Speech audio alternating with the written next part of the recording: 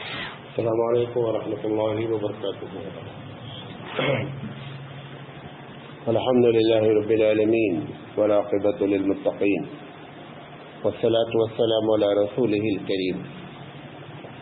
اعوذ باللہ من الشیطان الرجیم. بسم اللہ الرحمن الرحیم. ان اللہ اشتری من المؤمنین انفسهم واموالهم بان لهم الجنہ. صدق اللہ العظیم. محترم حضرات، ہم جو آپ سے بات کرنا چاہ رہے ہیں وہ یہ ہے کہ رمضان اور زکوٰۃ. دیکھیں، انسان کو سب سے زیادہ دو چیز محبوب ہے.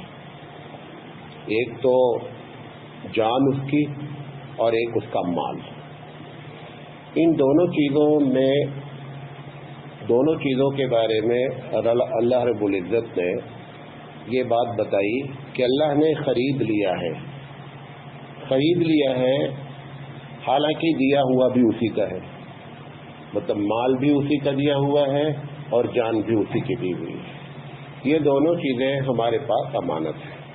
لیکن ان دونوں چیزوں سے انسان کو اتنی زیادہ محبت ہے، مال سے اپنے اور اپنی جان سے، کہ اس کے لیے اس نے ایک بڑا سودا کیا رب ذوالجلال نے. کیونکہ ہماری ساری عبادتوں، ساری نیکیوں کے کرنے کی ایک ہی وجہ ہے کہ کسی طرح جنت میں کمرہ کم سے کم مل جائے. ساری ہماری جتنی بھی اسٹرگلنگ ہے اس کی بنیادی وجہ یہ ہے کہ کسی طرح بندے کو جنت مل جائے. اللہ تعالیٰ نے ان دونوں چیزوں کے بارے میں ایک بات کہی کہ ان اللہ اشتری من المؤمنین انفسهم، بے شک اللہ نے خرید دیا ہے تمہاری جان کو اور تمہارے مال کو. کس کے بدلے میں؟ بِأَنَّ لَهُمُ الْجَنَّةَ، کہ تمہارے لیے اس کے بدلے میں جنت ہے. اب ان دونوں چیزوں کا جو سب سے پہلا استعمال ہے، سب سے بڑا استعمال ہے اور سب سے اہم استعمال ہے، ان کا ذکر پروردگار عالم نے اگلی آیت میں جان کے بارے میں کہا اور دوسری جگہ پہ مال کے بارے میں کہا. کون سی وہ جان سب سے زیادہ اللہ کو محبوب ہے؟ الذین یقاتلون فی سبیل اللہ فیقتلون ویقتلون، کہ وہ لوگ جو اللہ کے راستے میں اپنی جانیں دے دیتے ہیں. تو پتہ چلا کہ جان سب سے زیادہ قیمتی ہے اور اس کا سب سے بڑا استعمال یہ ہے کہ اللہ کے راستے میں بندہ شہید ہو جائے. کیونکہ لفظ استعمال کیا ہو رہا ہے؟ یقاتلون فی سبیل اللہ، قتل کرتے ہیں اللہ کے راستے میں، قتل ہوتے بھی ہیں اور قتل کرتے بھی ہیں. یہ جو اللہ تعالیٰ نے بات کہی ہے یہ جان کے بارے میں کہی ہے.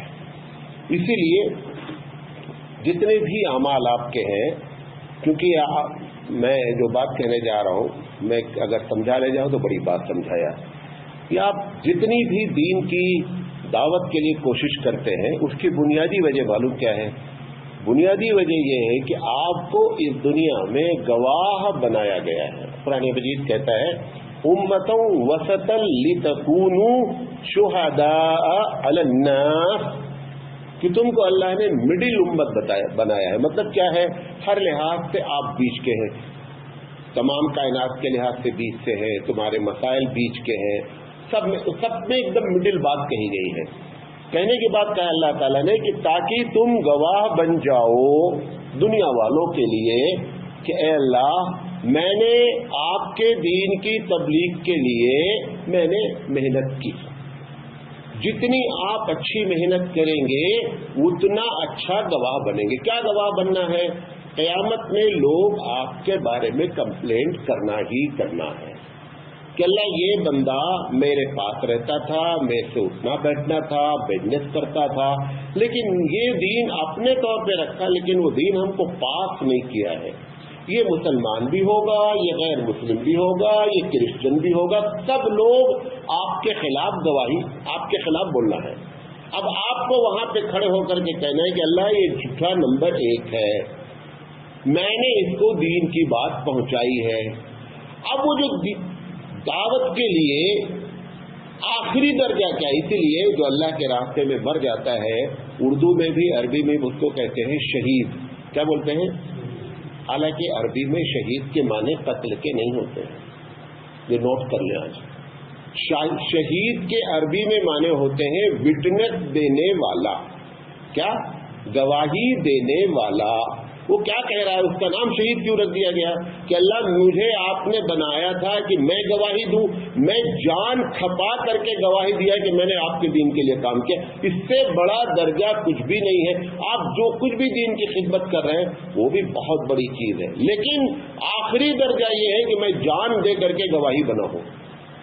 لہذا اس ایک آیت کا یہ معنی ان اللہ اشترى من المؤمنین انفسهم کہ اللہ نے تمہاری جانیں خریدی ہیں, اور اس کا آخری درجہ کیا ہے؟ بندے کو گواہ بننا ہے, اور اپنی موت کو بھی پیارا نہیں, موت بھی پیاری اسے ہے, جان پیاری نہیں ہے کہ اللہ کسی سے میرا نام آپ گواہ میں لکھ لیجئے کہ میں آپ کے دین کی سربلندی کے لیے میں نے اپنی جان لگا ڈالی.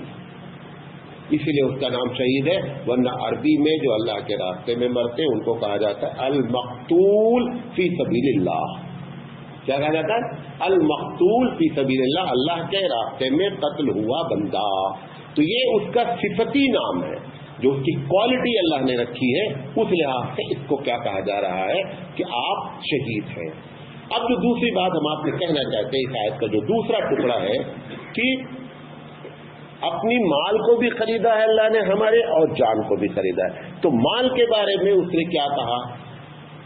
آپ جتنا بھی اللہ کے راستے میں خرچہ کریں, مثلا ایک آدمی بعض لوگ ہوتے ہیں زکوٰۃ کا پتہ نہیں ہے, خوب خرچہ کر رہے ہیں, آپ کا سارا خرچہ کرنا قبول, لیکن اگر زکوٰۃ نہیں دی جا رہی ہے تو پھر ایسی شکل میں زکوٰۃ کا حساب ہونا ہی ہونا ہے. آپ زکوٰۃ کی اہمیت کو اس سے اندازہ لگائیے کہ ابو بکر صدیق رضی اللہ تعالیٰ عنہ نے جیسے ہی باغ دوڑ سنبھالی نبی کریم صلی اللہ علیہ وسلم کے وفات کے بعد 2.5 سال آپ نے تقریباً حکومت کی. سب سے پہلا مسئلہ پہلے دن کھڑا ہوا کہ کچھ لوگوں نے انکار کر دیا کہ دیکھو جب تک محمد صلی اللہ علیہ وسلم تھے ٹھیک ہے, آج سے ہم زکوٰۃ پے نہیں کریں گے, زکوٰۃ نہیں دیں گے. کیوں نہیں زکوٰۃ دیں گے صاحب؟ نہیں, قرآن مجید نے محمد صلی اللہ علیہ وسلم سے کہا تھا خذ من اموالہم, محمد صلی اللہ علیہ وسلم ان سے لیجئے ان کی زکوٰۃ. انہوں نے کہا کہ محمد صلی اللہ علیہ وسلم چلے گئے, زکوٰۃ کا نظام ختم. یہ ایک طبقے نے اٹھ کر کے یہ بات کہی تھی ڈے 1 میں. ابو بکر صدیق رضی اللہ تعالیٰ عنہ نے میٹنگ کال کی تو لوگوں نے کہا کہ ان کو سمجھایا جائے, بجھایا جائے. انہوں نے کہا ٹھیک ہے سمجھایا جائے, بجھایا. اگر سمجھانے بجھانے کے باوجود بھی یہ زکوٰۃ کا انکار کرتے ہیں تو میں ان سے ویسے جہاد کروں گا جیسے کافر سے کرتا ہوں. حضرت عمر رضی اللہ تعالیٰ عنہ جیسا آدمی ابو بکر صدیق رضی اللہ تعالیٰ عنہ کے اس نظریے سے زبردست بفرا. پہلے انہوں نے کہا ابو بکر کیا باتیں آپ کر رہے ہیں؟ ایک آدمی کلمہ پڑھ رہا ہے, ایک آدمی نبی کو مانتا ہے, ایک آدمی نماز پڑھ رہا ہے, صرف یہ کہہ رہا ہے کہ میں زکوٰۃ نہیں دوں گا, تو آپ اس سے جہاد کریں گے؟ انہوں نے کہا کہ خدا کی قسم کھا کے کہتا ہوں کہ اگر زکوٰۃ میں ایک رسی بھی اس کے اوپر پہ ہے اور اس کے اوپر ڈیو ہے اور ہوتی ہے, وہ رسی بھی اگر انکار کر دے گا تو بھی جہاد کروں گا. اور نتیجہ یہ نکلا, حضرت عمر رضی اللہ تعالیٰ عنہ کہتے ہیں کہ ابو بکر جو بات کہہ رہے تھے وہی بات سچ تھی, اور نتیجہ یہ نکلا کہ ان سے جہاد کیا گیا. کن سے؟ وہ لوگوں سے جہاد کیا گیا جو نماز بھی پڑھ رہے تھے, کلمہ بھی پڑھ رہے تھے, سب کچھ کر رہے تھے, صرف ایک چیز کا کیا کر رہے تھے, وہ انکار. کیوں؟ کیونکہ زکوٰۃ پلر آف اسلام ہے, زکوٰۃ ستون آف اسلام ہے. ایک ستون کو گرا کر کے عمارت کو کمزور کرنے کی بات ہے, اور عمارت ہے. آج تم نے اس کا انکار کیا ہے, کل تم دوسرا انکار کرو گے. لہذا پہلے دن ابو بکر صدیق رضی اللہ تعالیٰ عنہ نے بولڈ اسٹیپ لیا, اور آپ کو معلوم ہونا چاہیے وہ لوگ اس میں مارے گئے جو کلمہ پڑھتے تھے اور جو نمازیں پڑھتے تھے, صرف اس بنیاد پر کہ زکوٰۃ دینے سے انکار کر دیا. حضرت عمر رضی اللہ تعالیٰ عنہ نے کہا کہ آپ پہلے تو انہوں نے کہا, لیکن بعد میں سمجھے کہ ابو بکر کی مصلحت ایک دم صحیح مصلحت تھی. کیوں؟ کیونکہ جب اللہ نے یہ بات کہہ دی پہلے دن سے کہ تیری جان اور تیرا مال دونوں میں نے خرید لیا ہے, تو آپ کون ہوتے ہیں زکوٰۃ کا انکار کرنے والے؟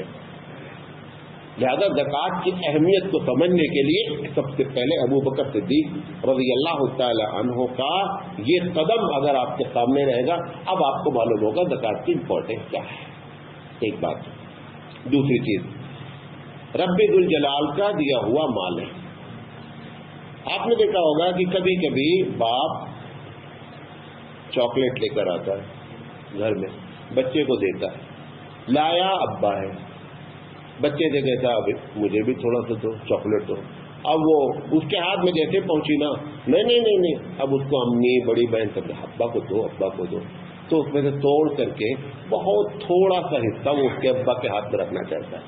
وہ جب رکھتا ہے بہت تھوڑا سا حصہ رکھتا ہے تو ابا کھاتا نہیں ہے، ابا پھر اس کو بھی کیا کرتا ہے، واپس کر دیتا ہے. رب ذوالجلال نے آپ کو 100 روپے دیے، 100 روپے دیے، 100 روپے میں 2.5 روپے مانگتا ہے.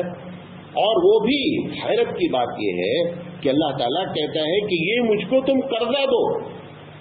وَمَن يُقْرِضْ اللَّهَ قَرْضًا حَسَنًا، کون ہے رب ذوالجلال کو جو قرضہ دے؟ کیوں؟ قرضہ جیسے ہی تمہارے لیے لفظ استعمال کیا جائے گا فوراً آپ کے دماغ میں بات آتی کہ قرضہ واپس ہونا ہے. قرضہ کیا ہونا ہے؟ واپس ہونا ہے. اگر وہ اس کو اس انداز میں کہتا کہ تم خرچہ کرو کیونکہ میرا مال ہے، تو حالانکہ اللہ اس کا بھی افرائض ہے، دیا اسی نے ہے، وہ کہہ سکتا ہے خرچہ کر بھائی تیرا کچھ بھی نہیں، میں نے تجھے دیا ہے، کوئی ماں کے پیٹ سے چیک بک لے کر کے نہیں آیا ہے. اس کے باوجود اللہ تعالیٰ اپنے بندوں پر کتنا رحم دل ہے کہ وہ کہتا ہے کہ مجھ کو قرضہ دو، مجھ کو قرضہ دو. کیوں؟ کیونکہ وہ کہتا ہے میں اس کو تم کو واپس کروں گا. اب جب ایک آدمی زکوٰۃ نہیں دیتا ہے، ایمانداری سے بتاؤ آپ شہر میں اپنے متعلقین کو قرضہ دیتے کس کو نہیں ہے؟ قرضہ اس کو نہیں دیتے ہیں جس کے بارے میں آپ کو معلوم ہے یہ ڈوب جائے گا، ہے نا، اور جس کے بارے میں آپ کو یقین ہو کہ پیسہ ہر حال میں یہ واپس کرتا ہے. آپ بڑھ کر کے اس سے کہتے ہیں 10-20 ہزار کی ضرورت ہو تو لے لینا. کیوں؟ کیونکہ اس بندے کا کریڈٹ آپ کے دماغ میں ہے. اب اللہ کے بارے میں آپ کو دیکھنا ہے کہ آپ کے دماغ میں اللہ کا کریڈٹ کیا ہے. اللہ کہہ رہا ہے میں واپس کروں گا. اگر آپ کو یقین ہوگا اللہ واپس کرے گا تو آپ قرضہ دیں گے اللہ کو، اور اگر نہیں دے رہے ہیں تو آپ اپنے ایمان باللہ پر سوالیہ نشان اٹھا رہے ہیں کہ معلوم نہیں واپس ہو کہ معلوم نہیں واپس نہیں ہو. تو جب آدمی زکوٰۃ نہیں دیتا ہے تو ناراضگی کی وجہ تمہاری ہماری زکوٰۃ دینے سے اللہ کے خزانے میں کیا ہوتا ہے؟ اور مانگتا بھی کس کے لیے ہے؟ اپنے لیے نہیں مانگا ہے، مانگا بھی آپ ہی کے لیے ہے. زکوٰۃ ایک ایسی مد ہے کہ ٹوٹل کس کا فائدہ جانا ہے؟ اس کو اللہ کے بندوں کو جانا ہے. تو مانگا بھی ہمارے لیے ہے، واپس بھی کرنے کے لیے تیار ہے. جب ہم نہیں دیتے ہیں تو اللہ کے خزانے میں کوئی کمی نہیں آتی ہے. صرف اس بات کا ہوتا ہے کہ اللہ میں نے جو ایمان کی بات کی تھی کہ اللہ تو ہے، تو ہماری نیکیوں کا بدلہ دے گا، ہم نے وہاں پہ سوالیہ نشان اٹھا دیا کہ اللہ معلوم نہیں ہے پیسہ واپس ہو کے نہیں. کیوں؟ کیونکہ آپ نے اپنے دوست کے بارے میں آگے بڑھ کر کے کہا تھا کہ 2-4 ہزار کی ضرورت ہو 10-20 کی تم لے لینا، اور یہاں پر اللہ کا معاملہ ہوا تو تم زکوٰۃ دینے سے بچے. اس کا مطلب تمہارا اللہ کے بارے میں کریڈٹ اس شخص کے بارے میں جو پیسہ واپس نہیں کرتا. بات سمجھے میری؟ لہذا زکوٰۃ کے بارے میں نہایت سنجیدگی سے عمل کرنا چاہیے. ایک بڑا طبقہ آپ کو معلوم ہے میں نکال رہا ہوں حساب ہی سے نکال، ایسا نہیں ہے. ایگزیکٹ معلوم ہونا چاہیے کہ زکوٰۃ ہم پر کتنی بنتی ہے. جان بوجھ کر کے نماز کا مسئلہ مولانا صاحب ایسا ہو گیا نماز ہوئی کہ نہیں. ایک آدمی 5% بھی شہر کے لوگ میرے پاس زکوٰۃ کا مسئلہ پوچھنا نہیں آتے. اتنے اسمارٹ ہیں کہ خود جان رہے ہیں. یہ مطلب نہیں ہے کہ جان رہے ہیں، جان بوجھ کر کے نہیں پوچھ رہے کہ پھنس جائیں گے لہذا پوچھو ہی نہیں. وہی نماز کے مسئلے میں چھوٹی آج امام صاحب نے یہ کر دیا، مولانا صاحب دن بھر یہی کرتا رہتا ہوں. امام صاحب کے پیچھے پڑے ہیں، ایسا ہو گیا ویسا، سب مفتی بنے ہیں، مولانا سے پوچھ رہے. لیکن زکوٰۃ کا معاملہ 5% پوچھنے کے لیے تیار نہیں ہے کوئی آدمی کہ زکوٰۃ کیسے دی جائے ہمارے پاس. اپنے طور پر مفتی بن کر کے فیصلہ کیے بیٹھے ہیں. یہ نہیں چل پائے گا بابو، اگر آپ کو یقین ہے کہ میرے اوپر اتنی زکات نکلتی ٹھیک ہے، لیکن یہ جو چکر ہم نے چلا رکھا ہے کہ خود سے ہم آپ جب دوسرے بارے میں مسئلہ خود سے نہیں جانتے تو اس میں کیسے مسئلہ آپ جان جاتے خود سے؟ پلاٹ والے پوچھنے کے لیے تیار نہیں ہیں، فیکٹری والے پوچھنے کے لیے تیار نہیں ہیں، عورتیں اپنے سب سے کم زکات عورتیں نکالتی ہیں، آپ کو معلوم ہے سب سے کم زکات عورتیں نکالتی، الگ الگ ڈفرینٹ ٹائپ کے ان کے پاس ایکسکیوز ہیں۔ کبھی وہ سمجھتی ہے کہ 7.5 تولہ کے اوپر ہوگا تو زکات ہوگی، اپنے طور پر سب اپنے طور پر فیصلہ بنائے بیٹھے ہیں، 52.5 تولہ کے اوپر چاندی ہوگی تو زکات ہوگی، اگر دونوں ہیں اور کوئی نہیں 7.5 تولہ سونا بھی نہیں تھا تو ہمارے اوپر زکات نہیں ہوگی۔ زکات کو لڑکیوں میں بانٹ دیا ہے، 2-2 4-4 تولہ کی لڑکیوں مالک ہیں، اور بیچنا جب وہ خود بیچتے لڑکی کو بتاتے نہیں، مالک اس کو بنائے ہوئے۔ یہ سب بیکار کے قسم کے بچنے کے طریقے ہیں۔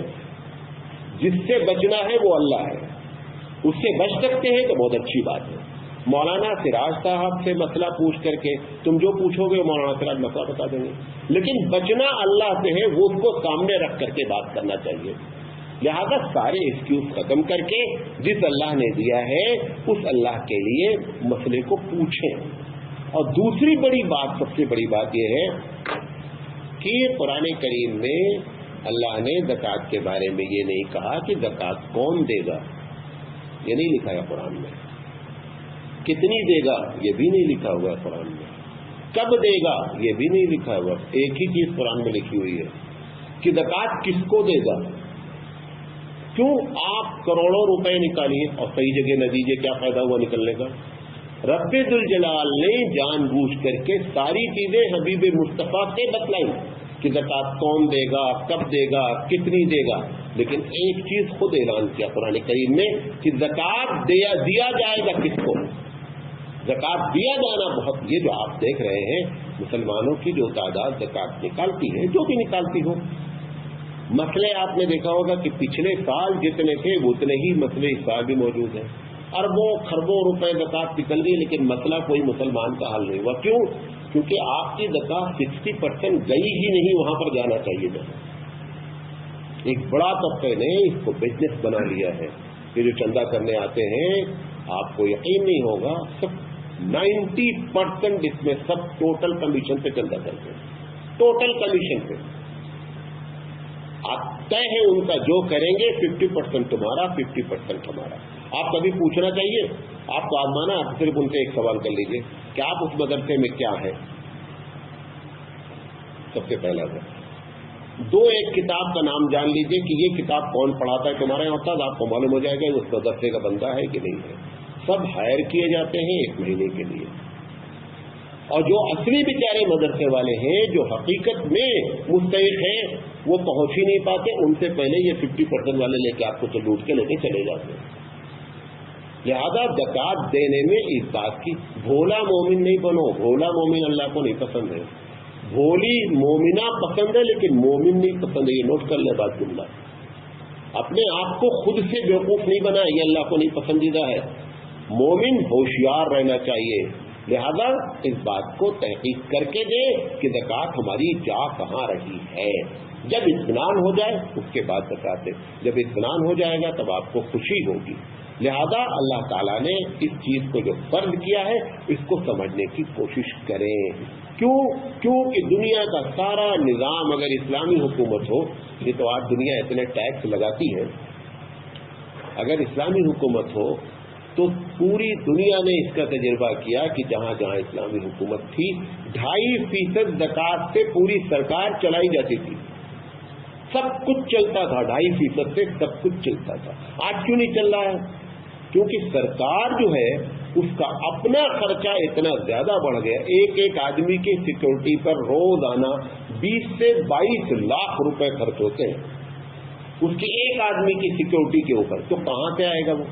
2.5% میں نہیں ہوگا۔ حضرت عمر کیوں سیکورٹی اتنی چاہیے؟ کیونکہ آپ پبلک کے خلاف کام کرتے ہیں، لہٰذا آپ کو جان کا خطرہ ہے۔ حضرت عمر رضی اللہ تعالیٰ عنہ کے دربار میں کوئی سیکورٹی نہیں، کوئی ڈر ہی نہیں، بھائی ہم غلط کر ہی نہیں، ہمیں کیا ڈر ہے؟ لہذا یہ سارا مسئلہ اللہ تعالیٰ نے جو بیان کیا زکوٰۃ کے بارے میں، یہ اسلامی حکومت ہاؤ ٹو رن۔ اب اسلامی حکومت نہیں ہمارے پاس، اب ہم کو، یہ تو ہماری دوسری بدنصیبی ہے کہ آج تک ہندوستان آزاد ہونے کے بعد سے سینٹرلائز نہیں ہو پایا زکوٰۃ کے بارے میں. یہ جو آپ مسئلہ دیکھ رہے ہیں حل نہیں ہو رہا ہے. ہونا کیا چاہیے؟ جیسے یہ مسجد ہے, اس مسجد کی ایک جماعت ہے, جو لوگ بھی اس کے نمازی ہیں وہ اپنی زکوٰۃ لا کر کے مسجد کے ممبروں کے پاس جمع کریں, ایک نظم ہو. پھر جو بھی مسئلہ ہو آپ ایک ایک انڈیویجول طور پر کسی کی تحقیق کریں. اس سے بہتر یہ ہے کہ آپ بھائی ہم لوگوں کی جماعت, ہماری زکوٰۃ فلاں جماعت میں جمع ہوتی ہے, آپ وہاں جائیے اپنے مسئلے حل کیجیے. لیکن آپ کو کیا فائدہ ہے کہ جب آپ انفرادی طور پہ زکوٰۃ دیتے ہیں تو لوگ آپ کو سلام مارتے ہیں نا, وہ سلام مارنا بند ہو جائے گا. میں دیتے ہیں تو اس میں کیا ہوتا ہے, ان کے اوپر احسان ہے, مولانا صاحب کو دیا جائے گا, تو جب قرآن خوانی کرانی ہوگی تو مولانا صاحب بچے بھیجیں گے, تو آپ اس کو یہاں کیش کرا رہے ہیں اپنی زکوٰۃ کو. حالانکہ زکوٰۃ, اور یہ بھی ایک بات بتا دیں کہ ابوبکر صدیق رضی اللہ تعالیٰ عنہ کے زمانے میں کچھ لوگ تو جہاد ان سے کیا گیا جنہوں نے زکوٰۃ کا انکار کیا. کچھ لوگوں نے کہا زکوٰۃ تو دیں گے حضرت, لیکن لا کر کے مرکز میں جمع نہیں کریں گے. ابوبکر صدیق رضی اللہ عنہ کا اس سے بھی جہاد ہوگا, جو اس سے بڑی امپورٹنٹ بات ہے.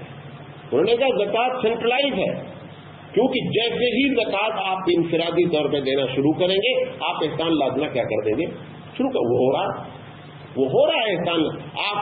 ہم پورے سال آپ کو سلام کرتے رہتے ہیں, کیونکہ ہم کو معلوم ہے کہ رمضان میں آپ کو مجھے زکوٰۃ دینی ہے, لہٰذا ہم پورے سال آپ کے پریشر میں رہتے ہیں, لہٰذا ہم آپ کو سلام مارتے رہتے ہیں.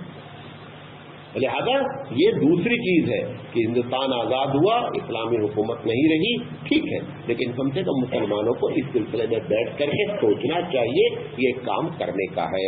لہٰذا زکوٰۃ کے سلسلے میں, خاص کر گھر والیوں کے سلسلے میں سنجیدگی سے دو چیزیں جا کر کے پہلے کریں کہ کتنا زیور ہے تمہارے پاس, وہ بتائے گی نہیں, تم کو تولیے گی نہیں. 5-7 تولہ ہوگا, 7-8 تولہ ہوگا. یہ 7-8 تولہ نہیں, جیسے فجر کی نماز 2-3 رکعت ہوگی, ایسا نہیں ہوتا بھائی. فجر فکس کرو 2 رکعت ہے, یہ ایسا نہیں دو چلو ٹھیک ہے 2-3 رکعت ہوگی, ایسا نہیں ہوتا ہے. زکوٰۃ معلوم ہونا چاہیے ایگزیکٹ کہ کتنا ہمارے گھر میں ہمارے پاس ہونا ہے. اور یہ بھی بتا دیں کہ بیگم اس کی آپ مالک ہیں یا ہم مالک ہیں, یہ بھی دونوں باتیں کلیئر ہونی چاہیے. وہ ان کے اوپر ڈال رہی ہے, یہ ان کے اوپر, وہ سمجھ رہی کہ شوہر کو ادا کرنا چاہیے زکوٰۃ. شوہر جو ہوشیار ہے سمجھ رہا ہے تمہارا مال ہے, تم نہیں ادا کرو گے, تم پھنسو گے, ہم سے کیا مطلب ہے. یہ دونوں ایک دوسرے کو جو ہے ہوشیاری کرنے کے بجائے شرعی لحاظ سے ہوشیاری کریں اور جا کر کے ایگزیکٹ معلوم کریں کہ ہمارے پاس ہونا کتنا ہے اور اس کا مالک کون ہے. یہ دونوں بات طے کر کے پھر کسی مولوی سے مسئلہ پوچھ لیں, خود سے مفتی بننے کے بجائے کسی مفتی سے پوچھ کر کے مسئلے کو حل کریں. اللہ کے سامنے چوری کرنے کا کوئی فائدہ نہیں ہے. اس کی ذات علیم بذات الصدور ہے, دلوں کے بھیدوں کو جاننے والی ہے. یہ باتیں آپ کے سامنے رکھنا چاہتے تھے. اللہ تعالیٰ سے دعا ہے کہ اللہ تعالیٰ کہنے سے زیادہ عمل کرنے کے توفیق عطا فرمائے. وآخر دعوانا الحمد للہ رب العالمین.